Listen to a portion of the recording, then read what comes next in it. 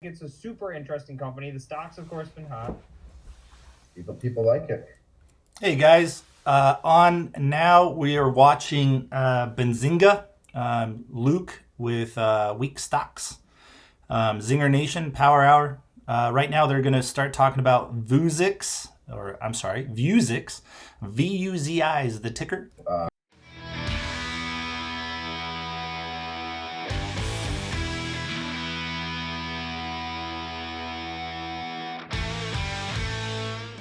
We got our guest coming on right now, Luke. I think I'm doing the interview. Any questions you want me to ask?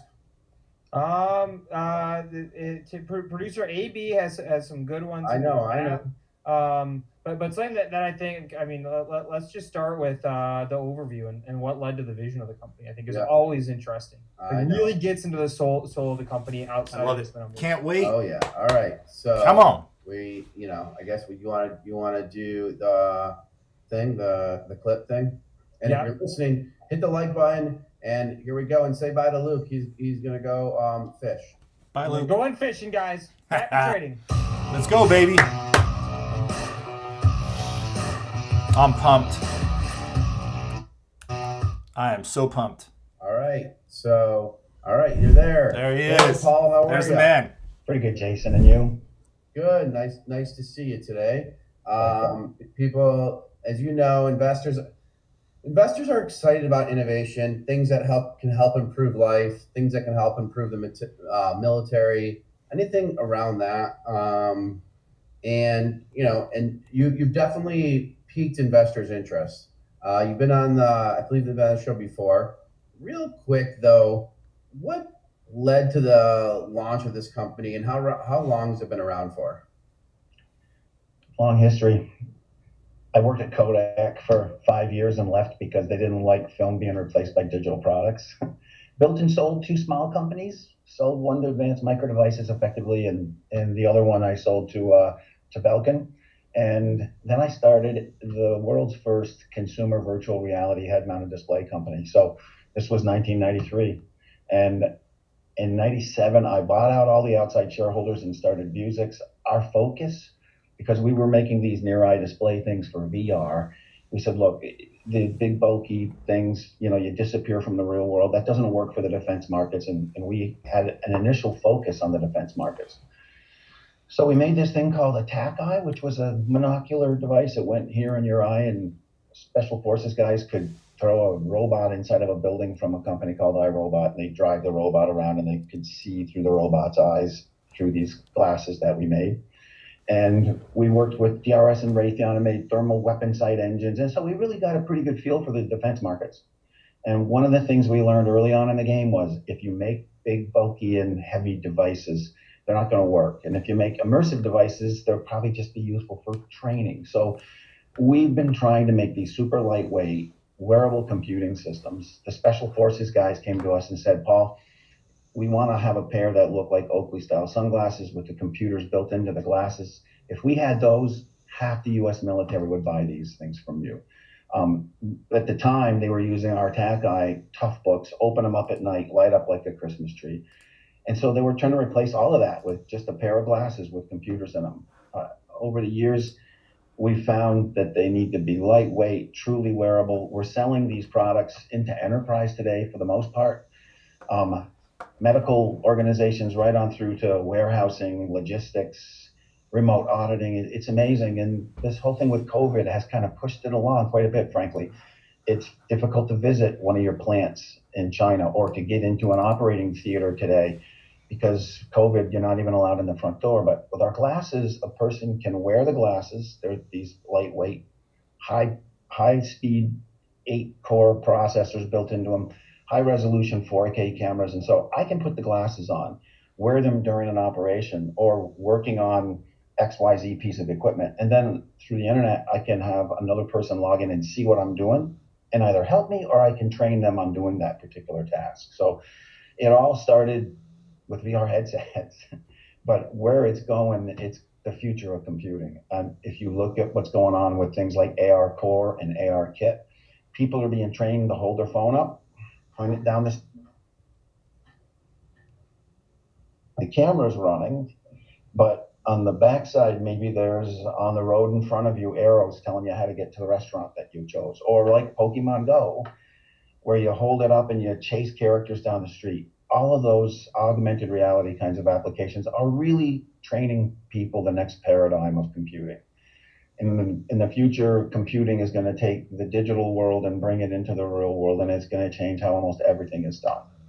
So it's an exciting time to be making these lightweight devices. And from the very beginning, the U.S. defense guys asked if we could make Oakley-style sunglasses. So we have a lot of intellectual properties about taking this pair that you're seeing right here, which is a workhorse, but getting them to ultimately look like Oakley's, or if you've seen the movie The Kingsman-style glasses. You'll put them on, and instead of holding your phone up, that information will just be in the glasses in front of you, connecting the digital and the real world. The future of computing.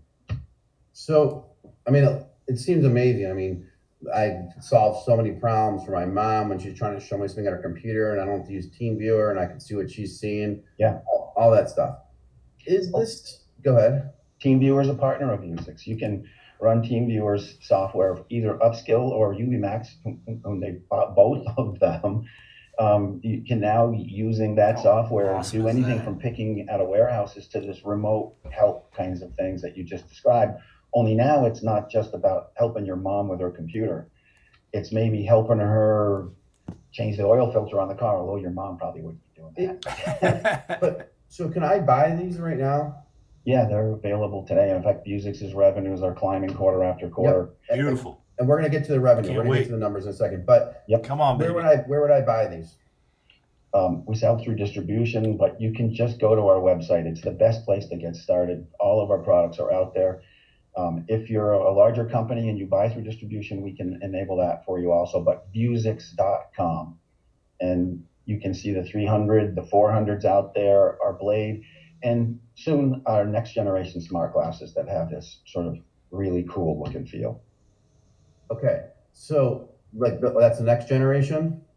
Well, right now we're calling it next generation smart glasses. We haven't given it a formal brand yet, but they are by far the sexiest glasses Vuzix is going to be coming out with, or anybody I think on the planet has come out with.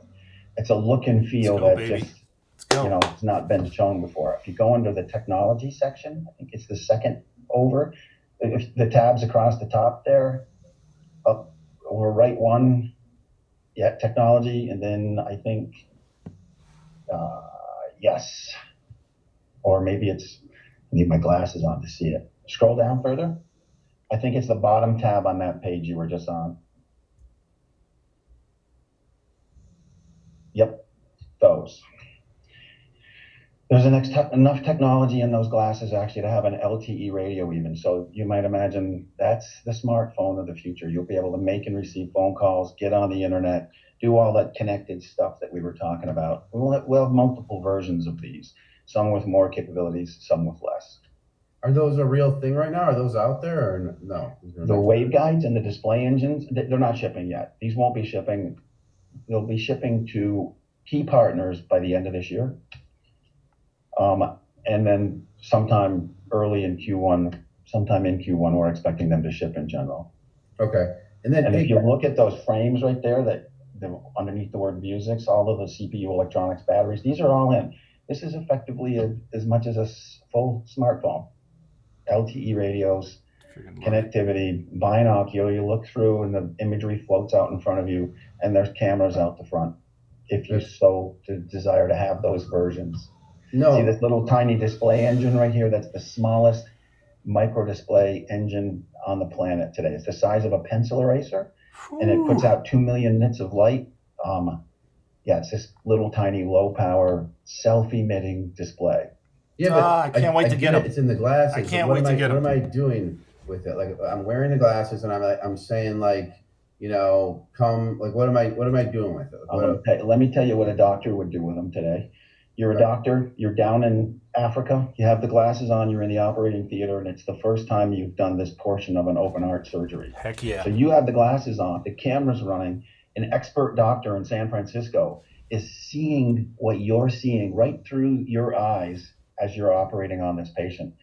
That doctor can reach in and with that view, draw on the screen and say, no, cut the artery here, not the vein over there, or whatever it is that might need to be done. So it's this remote sharing, just like doing a Zoom call, but it happens in your glasses. If you're a average Joe, you might be, running down the street, listening to your favorite musics, directions to get to the next place. Pokemon Go, instead of holding your phone, Pokemon down the street. Oh! Basically, the ability to connect the digital world to the real world. You think about those directions. You want to get to the Italian restaurant and you're in New York City, people are looking with their face stuck in their phones, pointing the phone, to try to figure out their directions. None of that's needed anymore. Just put the glasses on, say directions to the Thai restaurant, boom, on the road in front of you, those directions will appear. No, that would be awesome. And hey, and guys, in the chat, I'm gonna ask some of the questions that we have, and then the last 5 minutes, I'm gonna take chat questions. So I see your chat questions. One of our producers is noting them, so we're gonna get them. Feel free to keep asking, and we'll get to as many questions as we can. Okay. Jason, we have doctors today that use this M400 right here as an example, standalone for knee surgery. The doctor has the glasses on, the knee is splayed open, and they have a marker on the end of a rod arm that's screwed down to the person's leg. The doctor looks at that marker floating in space, and then there's a reference marker on where the pins need to get aligned on the knee. And this is all happening in real time. He makes these adjustments in real time on the reference marker. When it gets aligned appropriately, he puts the screws in the knee, fraction of the cost. It's much faster to get the operation done, and it's really highly accurate. The glasses are used entirely to do just that job. Smart glasses are going to be everywhere. If you think about a laptop with an Excel spreadsheet, that's a device that is highly useful, or word processing. That's what's happening with smart glasses today. There's more and more applications that are coming that are very much like an Excel spreadsheet, but they enable things to be done that have never been done before. From open heart surgery, training, remote auditing. It's amazing to me the number of companies that are using Vuzix's products now.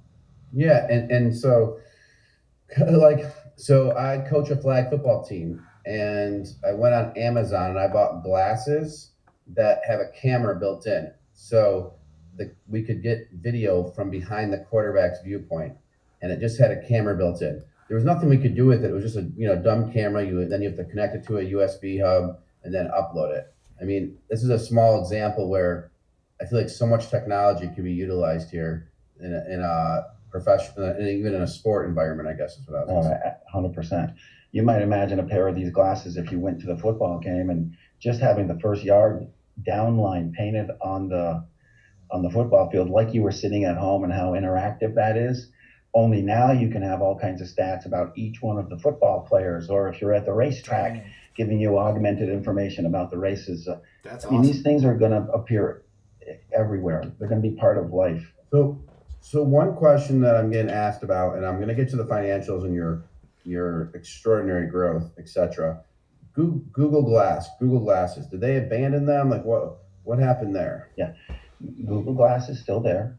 You see these glasses that this gentleman's wearing right here, right? Yeah. That eyepiece is designed to be put high up in this guy's view, down low in this guy's view. He can tilt that front eyepiece and move the camera. He can move it from his left eye to his right eye, either one. There's a bunch of different mounts that you can use this. This device has got an 8-core processor from Qualcomm. It's got a 4K camera, image stabilized. Now let's talk about Google Glass. Google Glass is stuck in the upper right eye. That's it. You can't move it anywhere. It has a crippled processor. It's running slow. It has a fixed focus camera that's much lower resolution. When you try and stream high resolution content with Google Glass, it overheats, so they limit what your capabilities are. It's only right eye, so when you have 1,000 employees, 20 to 30% of them can't wear the glasses because they're left eye dominant.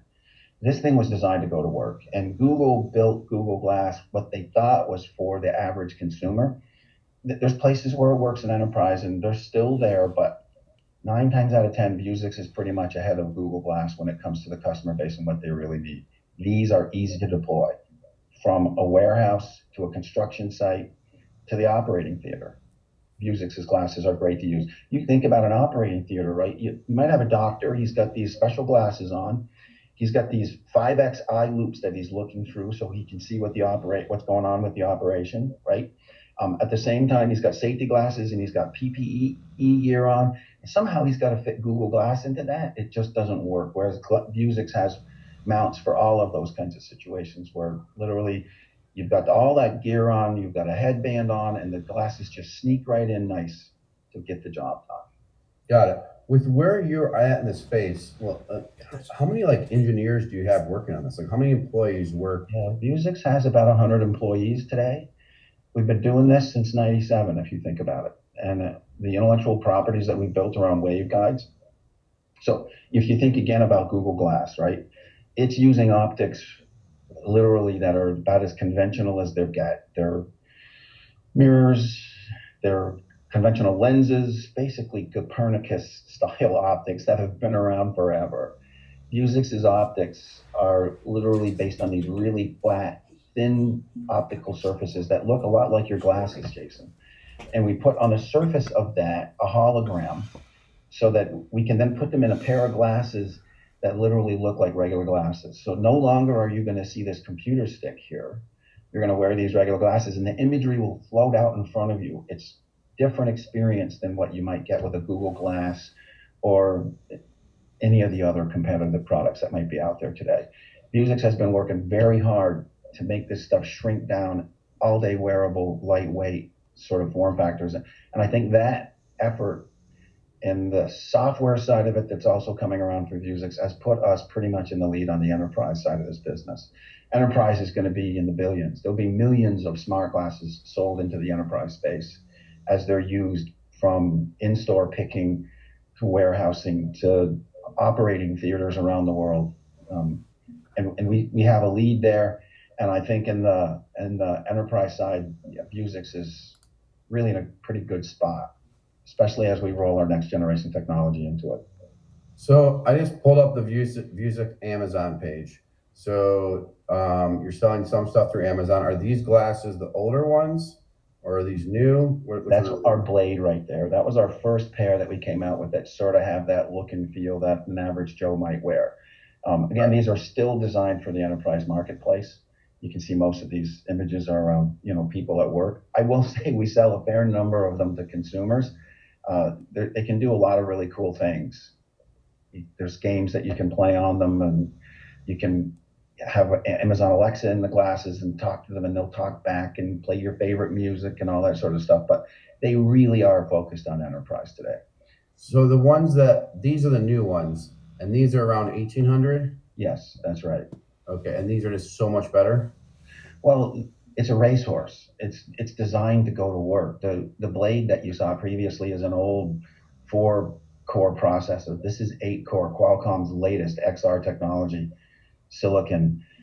So it really does an amazing job. If you have the right network, you can stream 4K video out of this guy. So, you were talking before where you had the camera and you were using them in some sporting events and stuff.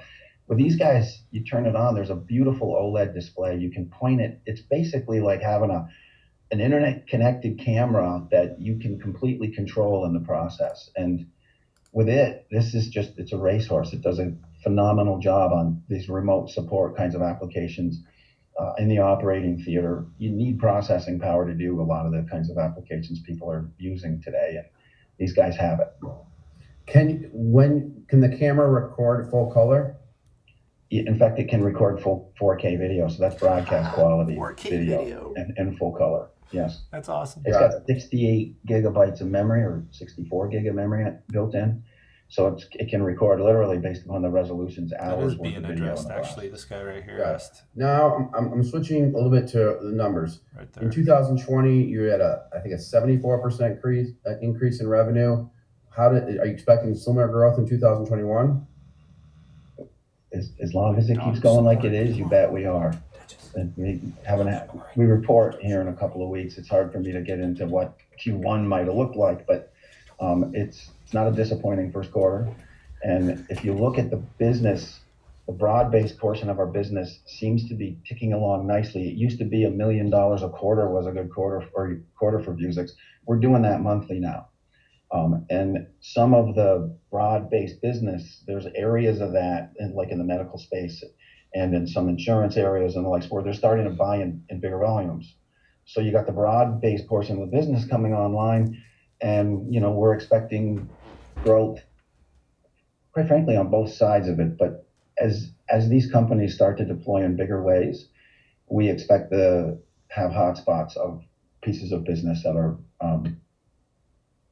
larger percentages of quarterly revenues as we move along. Is the DoD, Department of Defense, is that a big customer? It isn't yet. We sold our defense business quite some time ago, maybe a year and a half, 2 years ago.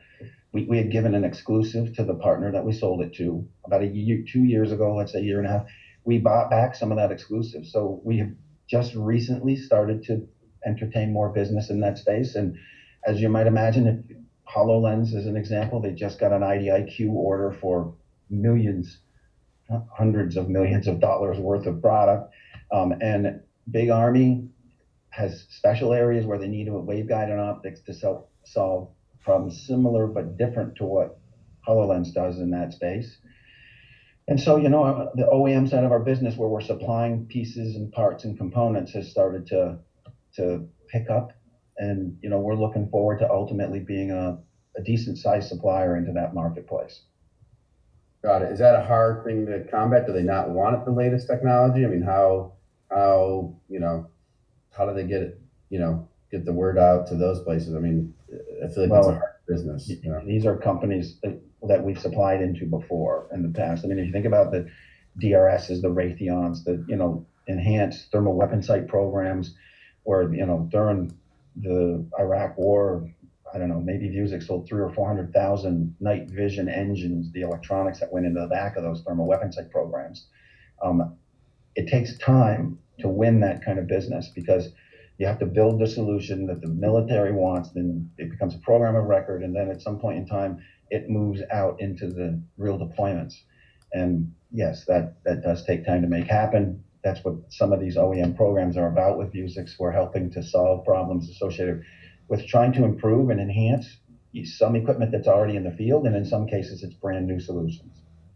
Okay, so now this question, someone asked about LiDAR, and I don't believe there's LiDAR associated here, but will these glasses or glasses like this ever have a LiDAR component where you could see through things in a military capacity? Well, we look at LiDAR a little bit differently. We look at LiDAR as sensing technology that allows us to see what's out in front of you. If you want to have computer objects that interact with the real world, those computer objects need to know where the real world objects are. They call that spatial computing kinds of stuff. And you can count on the fact that future generations of Vuzix products will have time of flight and LiDAR type technology in it that allows it to see the real world, the computer to see the real world. So when it draws the virtual objects in it, how do you know where to draw the line on the road, or where the first downyard line is? The glasses need to know where that is. And so that technology is definitely technology that will be in Vuzix's, some of our next generation products. Okay. Remember, for us, we're trying to make these things lightweight, truly wearable today. There's a lot of applications right now that if you don't have to wear 2.5 pounds of stuff and look like a box of rocks that you couldn't get through an 8-hour day in enterprise, they're useless for. So if you load this thing up with all these sensors right now, you end up with devices that are big, bulky, and there's no way you could put in an hour a day. So they're automatically being kind of rejected for real deployments. So you got to think about how to shrink this stuff down to be little tiny stuff, which is where our next generation smart glasses are coming from. We've worked really hard on this micro LED technology that's allowed us literally, well, in fact, that's a display engine right there. Put it on the forehead so it's easier to see. That little thing right there, if I were to light it up and point it at the wall, it would project an image up on the wall just like your home theater system would. But it's been shrunk down to a pencil size device, eraser size. Wow. You can put that in a temple of glasses and it disappears. That's the kind of tech that Vuzix working on. It's how you get to the point to where you make glasses people will actually put on. What? You have to admit, your wife probably wouldn't wear those glasses that military helmet guy's wearing behind me there. They wouldn't look good in downtown Manhattan walking down the street, kind of a thing, right? Yep. Which profession is using glasses like this the most? surprisingly, a year and a half ago, there was not that much happening in the medical space. But right now, I would suggest that it's probably one of Vuzix's biggest customer base areas. Medical, from operating theater stuff I described earlier to training. I mean, you can put these glasses on and the resolution is so great. You can even see the sutures if you're doing open heart surgery. So with the glasses on for training purposes, the other way around, the glasses are on and somebody is helping me as a doctor learn how to do this new operation. And they need all this sort of stuff today because, you know, companies like Medtronic have equipment in the hospitals. They need to be there during the operations to help maintain and keep that equipment running. Well, how do you do that with COVID? It's a nightmare. So now what they're doing is they're putting our glasses in the operating theater. The doctor puts the glasses on, and Medtronic personnel can literally watch in just through the computer system and the glasses to help maintain and keep that equipment going. You can do many, many more operations. It's easier. It's less expensive. You don't have guys in the field 24/7 racking up big airplane bills and burning jet fuel. Got it. Okay. So wait, one of the things that, what was this person? I thought it was a good idea. Oh, this one is, can you, what's the insurance company who purchased them recently? Yeah, well, we didn't necessarily announce the name of the company. Breaking news here. We got a huge audience. It's okay. Yeah. Let me just say they're one of the top guys, and they're using it for just what you might imagine when you're trying to do assessments on vehicles and the likes. These glasses can help out a fair amount in that space. Who is it? You might imagine that it's not just vehicles. There's a lot of different places in insurance where if there's, let's say, a hurricane that hit, then you have to go in and determine, you know, repair bills and how much you're going to pay for. All those assessments take time, and you need qualified people. So these glasses help support that. One question is on the surgery type stuff, and I know what you're saying remote, and like you're talking to, you know, Zim or whoever, like the vendor, and they're seeing video. Why do you need AR or VR? Why can't it just be glasses with video capability that can be live streamed to something else? It's a two-way thing, right? So I have the glasses on and I'm performing the operation. Imagine this. Let's pretend that I'm trying to defuse a bomb, and the bomb is sitting in front of me and I got the glasses on, and the expert who knows this bomb is sitting in a air-conditioned area. He's looking at the computer screen, and because the camera is looking at the bomb and the display screen is looking at that same feed coming off the camera, me as the guy that's doing the bomb diffusion, I can look inside and I'm working and my hands are down there, and all of that scene is going to the expert. Now I get ready to cut the blue wire, okay? The expert sees that. He's like, wait, no. Then he takes his stylus and he reaches out and he grabs on his screen and says, no, you got to cut the red wire, this one right here. And he puts a check mark on it and he highlights it. And in my glasses, I'm seeing that red wire lit up. So he can walk me step by step by step through this process, two-way. So you think about it, this is the future of communications. It's voice and it's video and it's two-way. So back and forth annotations. I can be at a certain part through the operation or through the bomb thing and say, wait, let me show you the schematic for this. And you can push the PDF of the schematic up onto my glasses. So this is a two-way. You think about doing an audit, right? I'm a guy that's sitting in a warehouse, and the auditors are saying, let's check what inventory that's in box location A7. I come over, I look inside, and it's back and forth between me and the auditors so that we can ferret out this audit to make sure that the part count was right, etc. So this is about two-way communications, and the AR piece comes in when you're trying to help the person with the glasses on. You can literally draw on his field of vision and help him get that particular task done. That's awesome. Great. The chat is requesting us, Paul, the next time we do this interview to do it with the glasses on. Yeah. They're saying they should be using your 4K camera. We should be using a 4K camera, and I should be on it with this, and I can see the comments there. I don't know if that's possible, but what we could do is the next time I could give everybody a walking tour of the facilities, and I can walk through the building and we can talk to each other and say, hey, go look at that thing and let's check out this thing. And let's do that. Yeah. Awesome. Let's do Yeah. that because There it is. that would show off your camera. I was about to buy it on Amazon just now, but then I'm like, wait, I don't know if that's the right one I want, and I'm always like very picky with my technology, and then I wear glasses too, so that's the issue. So then I'm like, all right, I'll hold off for a second. But yeah, a walking tour of the facility with you with the glasses on would be great because then you see what's going on. I mean, if you're willing to do that, let's do that. I mean, if you want to, I don't know if you want to wait till after I think you have earnings May 11th or 10th or 12th, one of the days. It's that Monday. But yeah, I would love to do it. I think it really would highlight how this all works. If I would have thought of it myself. Okay, so let's in fact, we can go so far as to log in and I can give you an example of how work instructions work and how you can talk to the glasses, and I can have one of my colleagues join and we could do a remote support call, and then I could it's an ending pile of stuff, but yeah, you can see how the voice controls work because everything can be driven just by voice. You might imagine a doctor in an operating theater can't go like this to zoom in. He can just say zoom in 2x and all of this stuff is hands-free, voice driven, and there's nothing like seeing it in person. Yep. And on that earnings call, will you name the insurance company, or you're not? Look, I don't want you to name it at this point. There's going to come a point in time here shortly where some of our bigger clients are letting us, now that they're deploying and stuff, say more. Yeah, so the answer is not probably on the earnings call, but I would anticipate soon enough people will know who they are. Got it. And it's soon enough it's going to show up in the world because these guys are using them in the real world. So. Yep. So if you guys are listening, go look at your local insurance guys from that are auto insurance or whatever. Go look at those, and you guys can find out.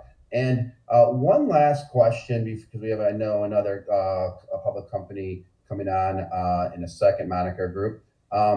So what is like an average day like for you? Like, what time do you get up in the morning, and then what's like an average day for you, Paul? Like fires putting out, or responding to media inquiries, or what are you focused on? I'm probably not a very healthy example of an average day, frankly, because we do business around the world and I'm not smart enough to put my phone away. So sometimes it's late at night, I'm still working, flipping stuff out, but I'm usually up by 6 o'clock in the morning. I'm here at the office by 8, kind of a thing. Like I said, we do business around the world, so it's not unusual to be here till a bit later in the day. What's it like? We're building a company, from the plant floor to the technology side of what we're doing. I mean, everything is really going 100 miles an hour. I've got some phenomenal senior managers that know this space better than anybody on the planet on the technology side. I got great people on the plant floor, and we're bringing on a few more folks that have been involved with and helped build multi-billion-dollar companies. And so we're in the process of taking those next steps. Vuzix is well capitalized today, and we have every intention of driving this industry and making sure that we own it where we can. We're up against big players, but these big players' mission are different than what Vuzix is. We have a focus on owning enterprise and the technology for the future, and so I spend a lot of time around the tech. Some people call me a bit of a tech head, but I am intimately involved with the technology side of the company at the same time. So I quite frankly enjoy that part of Vuzix more than just about anything else. Yeah, I will say, finally, we have a focus at Vuzix right now around the software side of our business too.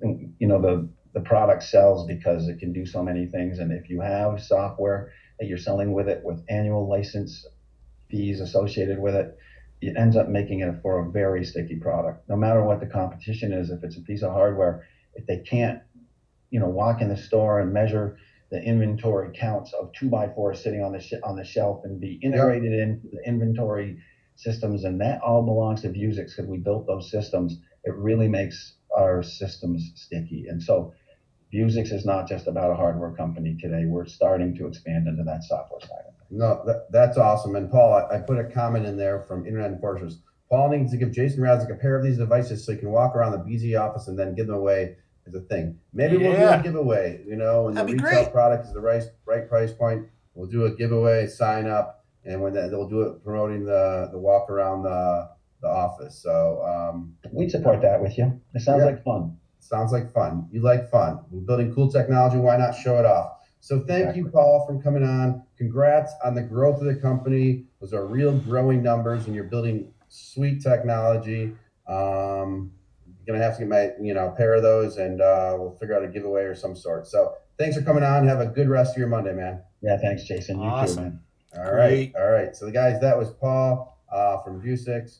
Great growing company, and we're not going to stop. We got more CEOs coming out, more public companies right now. Don't go away. That's Vuzix. I try to ask all your questions, got to a lot of them, and try to, and so it sounds like some of those insurance companies' names will be coming out soon, but not maybe on the earnings call. But you're aware. The other question I could have asked about M&A talk, but I didn't go there as much.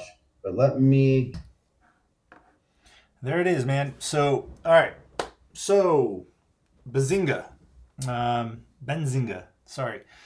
Fantastic show to watch. They have a lot of CEOs coming on to discuss, things of our topic, tickers, and, what the companies are doing coming up, moving forward. This one here, this was dear to my heart because I love Vuzix. I've been following them for quite some time now, and they've made me a good amount of money, which is fantastic. So, until next time, guys, hit the like, hit the follow, subscribe, all that stuff. Hit the bell, smash the bell, whatever you want to do. I don't care. I'm working on things that are coming along here with bull stocks. We're going to be doing a lot more videos. It's just, it's slow progress. Want to make sure we do it right instead of just throwing something out and not knowing what we're doing. We're actually going to be having quite a bit of stuff happen here very shortly. So, like I said, if you guys are interested, hit the thumbs up, hit the share, hit the subscribe, hit the bell, do everything you want to do, hit some comments. I don't care. I just, we want to give you good information. I hope you guys have a great day, and I am out for now.